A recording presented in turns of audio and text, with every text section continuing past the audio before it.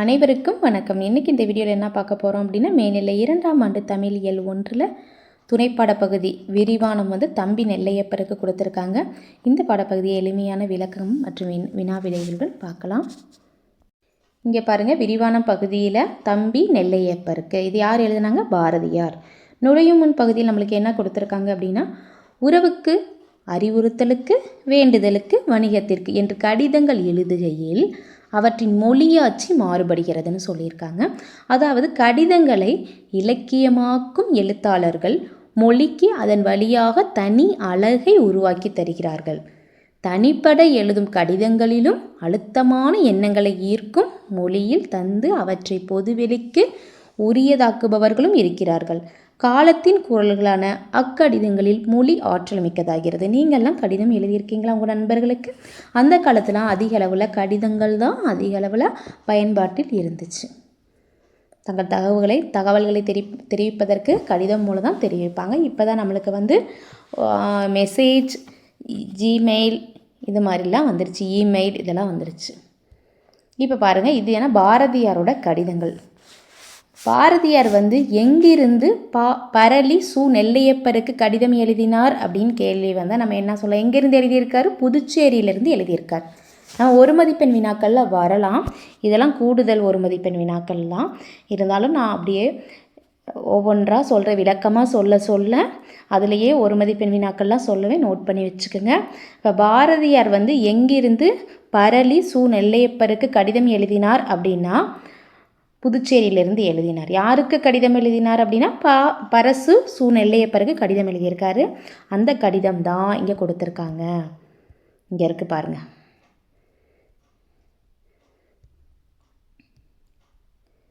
இதை இங்கே நம்மளுக்கு கொடுத்துருக்காங்க. எப்படி கொடுத்துருக்காங்கன்னு பார்க்கலாம். இது எழுத்தில் நம்மளுக்கு கொடுத்துருக்காங்க, அச்சில் கொடுத்துருக்காங்க. அதாவது எனதருமை தம்பியாகிய ஸ்ரீ நெல்லையப்பரை பராசக்தி நன்கு காத்திடுக அப்படின்னு சொல்லியிருக்காரு. அதாவது தம்பி, மாதத்துக்கு மாதம் நாளுக்கு நாள் நினதறிவு மலர்ச்சி பெற்று வருவதை காண்கிறேன். நினது உள்ள கமலத்திலேயே பேரறிவாகிய உள் ஞாயிற்றின் கதிர்கள் விரைவிலே தாக்கி நினக்கு நல்லின்பம் உண்டாகும் என்றே கருதுகிறேன். இந்த மாதிரி எழுதியிருக்காரு. நம்ம விரிவான விடையில கேள்விகள் நெடுவினா பகுதியில் கேட்டிருப்பாங்க, அதையும் நம்ம பார்த்துடலாம். அது பார்க்குறப்ப உங்களுக்கு புரியும். சரியா? இது கடிதத்தில் இந்த மாதிரி எழுதியிருந்தார் பாரதியார். சரியா? நெஞ்சம் இலகி விரிவெய்த அறிவிலே சுடர் ஏறுகிறது. நம்மிலும் எளியாருக்கு நாம் இறங்கி அவர்களை நமக்கு நிகராக செய்துவிட வேண்டுமென்று பாடுபடுதலே நாம் வலிமை பெறுவதற்கு வழியாகும், வேறு வழி இல்லை.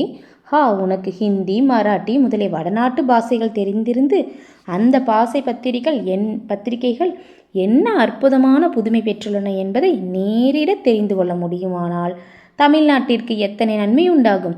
தமிழ் தமிழ் தமிழ் என்று எப்போதும் தமிழை வளர்ப்பதே கடமையாக கொள்க. ஆனால் புதிய செய்தி, புதிய புதிய யோசனை, புதிய புதிய உண்மை, புதிய புதிய இன்பம் தமிழில் ஏறிக்கொண்டே போக வேண்டும். தம்பி, நான் ஏது செய்வேனடா தம்பி, உள்ளமே உலகம், ஏறு ஏறு மேலே மேலே மேலே நிற்கும் நிலையிலிருந்து கீழே விழாதபடி கயிறுகள் கட்டி வைத்து கொண்டு பிழைக்க முயற்சி பண்ணும் பழங்காலத்து மூடர்களை கண்டு குடல் குலுங்கச் சிரி. உனக்கு சிறகுகள் தோன்றுங்க, பறந்து போ, பர பர மேலே மேலே மேலே. இந்த மாதிரி கடிதம் எழுதியிருக்காரு. அடுத்து பாருங்கள், தம்பி, தமிழ்நாடு வாழ்க என்றெழுது, தமிழ்நாட்டில் நோய்க தீர்க என்றெழுது, தமிழ்நாட்டில் வீதிதோறும் தமிழ் பள்ளிக்கூடங்கள் மலிக என்றெழுது, அந்த தமிழ் பள்ளிக்கூடங்களிலேயே நவீன கலைகள் எல்லாம் பயிற்சி பெற்று வளர்க என்றெழுது, ஆணும் பெண்ணும் ஓர் உயிரின் 2 தலைகள் என்றெழுது, அவை ஒன்றிலொன்று தாழ்வில்லை என்றெழுது. இந்த மாதிரி பெண்ணை தாழ்மை செய்தோன் கண்ணை குத்தி கொண்டான் என்றெழுது. இந்த வரிகள்லாம் கொடுத்து என்னது, இது யார் எழுதினார்னு கேட்டாங்கன்னா, இந்த கடிதம் எழுதினவர் யாருன்னு கேட்டாங்கன்னா பாரதியார்னு நம்ம எழுதிடுறோம். ஏன்னா இந்த வரிகள்லாம் பார்த்துக்குங்க, ஒவ்வொரு வரிகளையும் பார்த்துக்குங்க. இந்த வரிகளை கொடுத்து என்று கடிதம் எழுதியவர் யார்னா பாரதியார் நம்ம விடை எழுதிக்கலாம். இந்த மாதிரி கேட்பாங்க. அடுத்து பாருங்கள், பெண்ணை அடைத்தவன் கண்ணை அடைத்தான் என்றெழுது, தொழில்கள் தொழில்கள் தொழில்கள் என்று கூவு, வியாபாரம் வளர்க, எந்திரங்கள் பெருகுக, முயற்சிகள் ஓங்குக, சங்கீதம் சிற்பம் எந்திர நூல், பூமி நூல் வானநூல் இயற்கை நூலின் 1000 கிளைகள் இவை தமிழ்நாட்டிலேயே மலிந்திடுக என்று முழங்கு, சக்தி சக்தி சக்தி என்று பாடு தம்பி நீ வாழ்க. இந்த மாதிரி கடிதம் எழுதியிருக்காரு. இறுதியில் உனது அன்புள்ள பாரதி அப்படின்னு எழுதியிருக்காரு. யார் எழுதினாங்க? யாருக்கு எழுதினாரு? பரளி சு நெல்லையப்பருக்கு பாரதியார் கடிதம் எழுதியிருக்காரு. இந்த மாதிரி கடிதம் எழுதியிருக்காரு. சரியா? அடுத்து பார்த்தோம் அப்படின்னா தெரிந்து தெளிவும் பகுதி. இது நம்மளுக்கு ஒரு மதிப்பெண் வினாக்கள் வரலாம், அதனால் நீங்கள் நோட் பண்ணி வச்சுக்கோங்க. அதாவது எட்டயபுர மன்னர்களின் பரம்பரை வரலாறு பற்றி கவிகேசரி சாமி தீட்சிதர் என்பவர் எந்த நூலை வெளியிட்டார்னு கேட்டாங்கன்னா வம்சவணி தீபிகை அப்படிங்கிற நூலை வெளியிட்டார். எந்த ஆண்டு வெளியிட்டார்னா 1879. வம்சவணி தீபிகை என்னும் நூலை 1879 யார் வெளியிட்டார்னு யாரோட வரலாறு, யாரை வெளியிட்டார்னு கேட்டாங்கன்னா கவிகேசரி சாமி தீட்சிதர். யாரோட வரலாறுன்னு கேட்டாங்கன்னா எட்டயபுர மன்னர்களின் பரம்பரை வரலாறு. கேள்விகள் எப்படி வேணாலும் வரலாம், நம்ம தெரிஞ்சுக்கணும். அந்த பதிப்பை திருத்தி வெளியிட ஆசை கொண்ட பாரதி ஆட்சி செய்த ஆட்சி செய்தாங்க யாருன்னா வெங்கடேஸ்வர எட்டப்பர் 6/8/1919 கடிதம் எழுதினார். அவருக்கு பாரதி என்ன பண்ணார்? அப்போ ஆட்சி செய்த வெங்கடேஸ்வர எட்டப்பருக்கு 6/8/1919 கடிதம் எழுதியிருக்காரு. பலவிதமான குற்றங்களோட அந்த நூலை நல்ல இனிய தமிழ் நடையில் அமைத்து தருவேன் அப்படின்னு குறிப்பிட்டிருக்கார் அந்த கடிதத்தில். ஆனால் அவருடைய ஆசை என்னது? நிறைவேறலை. வம்சவணி தீபிகை நூலின் மூல வடிவம் மறுபதிப்பாக இலசை மணி என்பவரால் 2008 அப்படியே வெளியிடப்பட்டது. எப்படி கேள்விகள் வரலாம் அப்படின்னா வம்சவணி தீபிகை நூலின் மூல வடிவம் மறுபதிப்பாக 2008 யாரால் வெளியிடப்பட்டது? அப்படியே வெளியிடப்பட்டது இலசைமணி. சரியா? அடுத்து இங்கே பாருங்க, எட்டயபுர ஜமீனுக்கு பாரதி எழுதிய கவிதை கடிதம். எட்டயபுர ஜமீனுக்கு பாரதி எழுதிய கவிதை கடிதம் இங்கே கொடுத்துருக்காங்க. இதை பார்த்துக்குங்க. அடுத்து தெரியுமா பகுதியில் இது ஒரு மதிப்பெண் வினாக்கள் வரலாம். எல்லாமே நான் அண்டர்லைன் பண்ணியிருக்கேன், இதெல்லாம் முக்கியமானது, தெரிஞ்சுக்குங்க. சரியா? பரளி சு நெல்லையப்பர் குறிப்பு வரைக அப்படிங்கிறது கூட நம்மளுக்கு கேட்கலாம். சிறுவினா பகுதியில் கேள்விகள் வரலாம். பாரதியின் நிறைவேறா ஆசை என்ன அப்படின்னு கேட்டாங்கன்னா நம்ம இந்த இதிலே கொடுத்துருப்பாங்க. தெரிந்து கொள்வோம் பகுதியில் என்ன நிறைவேறாத ஆசை அவருக்கு? அவர் ஆசை நிறைவேறவில்லை. எட்டயபுர மன்னரின் பரம்பரை வரலாறு பற்றி கவிகேசரி சாமி தீட்சிதர் என்பவர் வம்சமணி தீபிகை அப்படிங்கிற நூலை வெளியிட்டார். அப்பதிப்பை திருத்தி வெளியிட ஆசை கொண்ட பாரதி அப்போ ஆட்சி செய்த வெங்கடேஸ்வர எட்டப்பருக்கு கடிதம் எழுதினார். ஆனால் பலவிதமான குற்றங்களுடைய அந்த நூலை நல்ல இனிய தமிழ் நடையில் அமைத்து தருவேன் என்று குறிப்பிட்டார். ஆனால் பாரதி ஆசை நிறைவேறவில்லை அப்படின்னு எழுதிக்கலாம். கேள்விகள் கேட்டாங்கன்னா எழுதிக்கிங்க. அடுத்து பரளி சு நெல்லையப்பர் பற்றி குறிப்பு வரைக அப்படின்னு கேட்டாங்கன்னா எப்படி எழுதலாம்? இந்த இதிலே நான் அண்டர்லைன் பண்ணி கொடுத்துருக்கேன். இவர் யார்? இவரோட நம்ம பன்முகத்தன்மைகளில் என்ன எழுதலாம்? பரளி சு நெல்லையப்பரோட பன்முகத்தன்மைகள் என்ன அப்படின்னா விடுதலை போராட்ட வீரர், கவிஞர், எழுத்தாளர், மொழிபெயர்ப்பாளர், இதழாளர், பதிப்பாளர், இது எல்லாம் எழுதிக்கலாம். அவர் பதிப்பித்த நூல்கள் என்னன்னு கேட்டாங்கன்னா பாரதியின் கண்ணன் பாட்டு, நாட்டுப்பாட்டு, பாப்பா பாட்டு, முரசு பாட்டெல்லாம் எழுதலாம். அடுத்து அவர் பதிப்பித்த நூல்கள் அப்படின்னு எழுதிட்ட துணையாசிரியராக பணியாற்றிய இதழ்கள் என்னான்னு கேட்டாங்கன்னா பாரதி நடத்திய சூரியோதயம், கர்மயோகி. சரியா? அடுத்து துணையாசிரியராகவும் பின் ஆசிரியராகவும் பணியாற்றிய இதழ்கள்னு கேட்டாங்கன்னா லோகோபகாரி, தேசபக்தன், இந்த 2 இதழ்கள் எழுதிக்கலாம். இவர் எழுதிய நூல்கள் அப்படின்னு கேட்டாங்கன்னா நெல்லை தென்றல், பாரதி வாழ்த்து, உய்யும் வழி அப்படிங்கிறது கவிதை நூல். சரியா? வ.உ. சிதம்பரனாரின் வாழ்க்கை வரலாறுலாம் எழுதியிருக்காரு. இது பரளி சு நெல்லையப்பர் பற்றி குறிப்பு வரைகன்னு கேட்டாங்கன்னா இது அப்படியே எழுதிக்கலாம். அவருடைய பன்முகத்தன்மைகள்னு போட்டு எழுதுங்க. அடுத்து அவர் பதிப்பித்த நூல்கள், துணையாசிரியராக பணியாற்றிய இதழ்கள் என்னென்ன, துணையாசிரியராகவும் பின் ஆசிரியராகவும் பணியாற்றிய இதழ்கள் என்ன அப்படிங்கிறத எழுதலாம். எழுதிய நூல்கள் என்ன அப்படிங்கிறதையும் தெரிஞ்சுக்குங்க. இது ஒரு மதிப்பெண் வினாக்கள்லையும் நம்மளுக்கு கேட்கலாம். ஒரு மதிப்பெண் வினாக்கள் எப்படி கேட்கலாம்? இப்போ பாரதியின் கண்ணன் பாட்டு, நாட்டுப்பாட்டு, பாப்பா பாட்டு, முரசு பாட்டு ஆகியவற்றை பதிப்பித்தவர் யாருன்னு கேட்டாங்கன்னா பரளி சு. நெல்லையப்பர்னு எழுதிக்கலாம். பாரதி நடத்திய இதழ் அப்படின்னா சூரியோதயம்.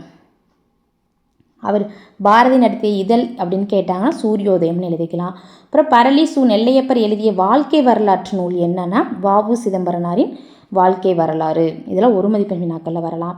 பாரதி கடிதங்கள் என்னும் நூலை பதிப்பித்தவர் யாருன்னு கேட்டாங்கன்னா அடுத்து நூல்வெளியில் இருக்குது ரா.ஆ. பத்மநாபன். ரா.ஆ. பத்மநாபன். இதை தெரிஞ்சுக்குங்க. மகாகவி பாரதி நெல்லையப்பருக்கு எழுதிய கடிதம் அப்படின்னா பாரதி என்ன கடிதங்கள்? பாரதி கடிதங்கள் என்னும் நூல் இடம்பெற்றிருக்கு. யார் பதிப்பித்தாங்க? ரா.ஆ. பத்மநாபன். பாரதி கடிதங்கள் என்னும் நூலை பதிப்பித்தவர் யார்? ரா.ஆ. பத்மநாபன். இந்த நூல்வெளியில் ஒரு மதிப்பெண் வினாக்களில் வரலாம்.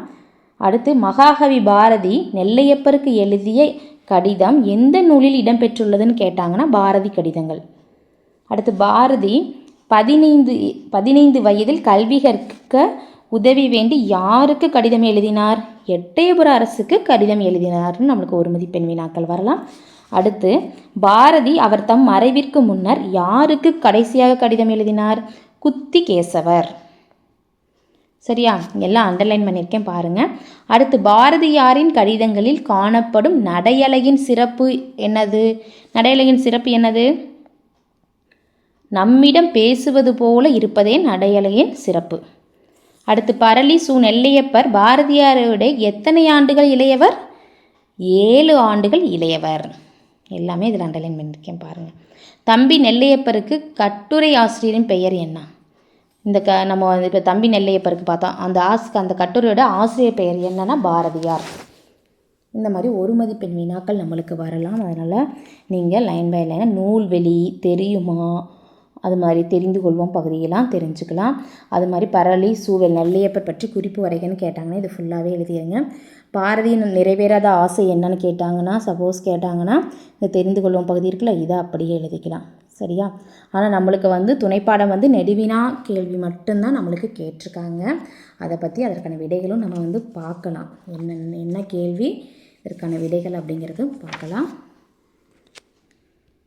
அதாவது இங்கே பலவுள் தெரிகையில் கேட்டிருக்காங்க. இரண்டாவது கேள்வி பாருங்கள். பாரதியின் கடிதம் வாயிலாக நீங்கள் அறிந்து கொண்ட மொழிப்பற்று சமூகப்பற்று ஆகியவற்றை விவரிக்கன்னு கேட்டிருக்காங்க. இதற்கான விடை எப்படி எழுதலாங்கிறதையும் பார்க்கலாம். அடுத்து பார்த்தா நான்காவது கேள்வி பாருங்கள். சொல்லோவியங்கள் என்னும் கவிதை நூல் உங்கள் பள்ளி ஆசிரியரால் எழுதப்பட்டு உங்கள் பள்ளியில் வெளியிடப்படுகிறது. அவ்வெளியீட்டு விழாவிற்கான நிகழ்ச்சி நிரலை உருவாக்கி நன்றியுரை எழுத சொல்லியிருக்காங்க.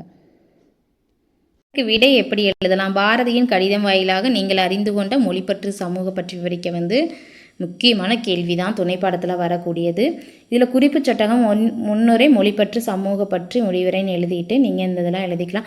ஏற்கனவே அனைத்து பாடத்திற்கான விடைகள் நம்ம ஏற்கனவே வீடியோ போட்டிருக்கோம். நம்மளோட சேனல் பிளேலிஸ்ட்டில் இருக்குது, நீங்கள் போய் பார்த்துக்கலாம். இருந்தாலும் நான் உங்களுக்கு சொல்கிறேன். இப்போ முன்னுரையில் பார்த்தோம் அப்படின்னா எப்படி எழுதலாம் அப்படின்னா நம்ம ஏற்கனவே பார்த்த மாதிரி இந்த நுழையும் முன் பகுதியில் இருக்குல்ல இதை அப்படியே எழுதா உறவுக்கு அதாவது இந்த லைன் மட்டும் நீங்கள் முன்னுரையில் எழுதிக்கலாம். இந்த வரிகளை மட்டும் அதாவது உறவுக்கு அறிவுறுத்தலுக்கு வேண்டுதலுக்கு வணிகத்திற்கு என்று கடிதங்கள் எழுதுகையில் அவற்றின் மொழியாட்சி மாறுபடுகிறது. கடிதங்களை இலக்கியமாக்கும் எழுத்தாளர்கள் மொழிக்கு அதன் வழியாக தனி அழகை உருவாக்கி தருகிறார்கள். இது எழுதிட்டு மகாகவி பாரதி நெல்லையப்பருக்கு எழுதிய கடிதத்தில் அவரது மொழிப்பற்றும் சமூக பற்றும் நிறைந்து காணப்படுகிறதுன்னு நம்ம எழுதிக்கலாம். அதாவது இங்கே கொடுத்துருக்கேன் பாருங்கள் இந்த மாதிரி. சரியா? அடுத்து இது நுழையும் முன் பகுதியில் இருக்கிறத முன்னுரையாக நம்ம இந்த மாதிரி எழுதிக்கலாம். அடுத்து மொழி பற்றி எப்படி எழுதலாம் அப்படின்னா தமிழை வளர்ப்பதே எப்போதும் கடமையாக கொள்ள வேண்டும். தமிழில் புதியன புகுதல் வேண்டும். உண்மை இன்பம் அதிகமாக வேண்டும். தமிழ்நாட்டில் வீதிகள் தோறும் தமிழ் பள்ளிக்கூடங்கள் தோன்ற வேண்டும். அந்த கடிதத்தில் குறிப்பிட்டிருந்தார்ல அந்த பாயிண்ட்ஸ் தான் எடுத்து எழுதிக்கலாம். நீங்களும் சொந்தமாக கூட எழுதலாம்.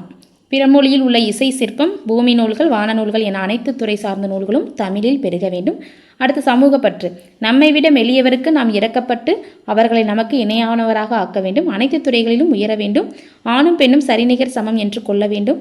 பெண்ணை தாழ்த்துபவர்கள் தன் கண்ணை தானே குத்தி கொண்டதற்கு சமம். நாட்டில் வியாபாரத்திலும் தொழிலும் இயந்திரத்திலும் முன்னேற்றம் வேண்டும்.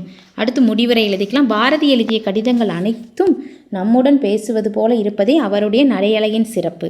பாரதியின் கடிதங்கள் மூலம் அவரின் மொழி பற்றியும் சமூக பற்றியும் புரிந்து கொள்ள முடிகிறதுன்னு எழுதிட்டு இறுதியாக கடிதங்கள் காலத்தின் குரல்கள்னு எழுதிக்கலாம் இந்த மாதிரி. சரியா? அடுத்து பார்த்தோம் அப்படின்னா, சொல்லோவியங்கள் என்னும் கவிதை நூல் உங்கள் பள்ளி ஆசிரியர்களால் எழுதப்பட்டு உங்கள் பள்ளியில் வெளியிடப்படுகிறது. அவ்வெளியீட்டு விழாவிற்கான நிகழ்ச்சி நிரலை உருவாக்கி நன்றியுரை எழுதுகன்னு சொல்லியிருந்தாங்களே, இதற்கு எப்படி எழுதலாம்? சொல்லோவியங்கள் கவிதை நூல் வெளியீட்டு விழான்னு போட்டுட்டு 4 எழுதிக்கிங்க. அடுத்து இடம், என்ன இடம் அப்படிங்கிறத எழுதிக்கலாம். நேரம் எழுதிட்டு நிகழ்ச்சி நிரல் நீங்களாவே திருமதி செல்வி அப்படிங்கிறத நீங்களாவே உங்களுடைய தலைமை ஆசிரியர், உதவி தலைமை ஆசிரியர் அவர்களோட பெயரெல்லாம் போட்டு, சிறப்பு விருந்தினர் யார் அவங்களோட பெயர் போட்டுக்கலாம். அடுத்து நூலை வெளியிடுபவர், அடுத்து முதல் பிரதி பெறுபவர் யார், நன்றியுரை, இதை மாதிரி எழுதிட்டு நாட்டுப்பணி இறுதியாக எழுதிட்டு அது எப்படி வந்து நன்றியுரை எழுதணும் அப்படிங்கிறத கீழே கொடுத்துருக்கேன். இதையும் பார்த்துக்குங்க. ஏற்கனவே நம்ம வீடியோ போட்டிருக்கோம், அதுலேயும் போய் தெளிவாக இருக்குது, பார்த்துக்கலாம். கீழே டிஸ்கிரிப்ஷன் பாக்ஸில் லிங்க் இருக்குது. சரியா? இந்த வீடியோ உங்களுக்கு பயனுள்ளதாக இருந்துச்சுன்னா நம்ம சேனலை சப்ஸ்கிரைப் பண்ணுங்கள், லைக் பண்ணுங்கள், ஷேர் பண்ணுங்கள், கமெண்ட் பண்ணுங்கள். Thank you to all.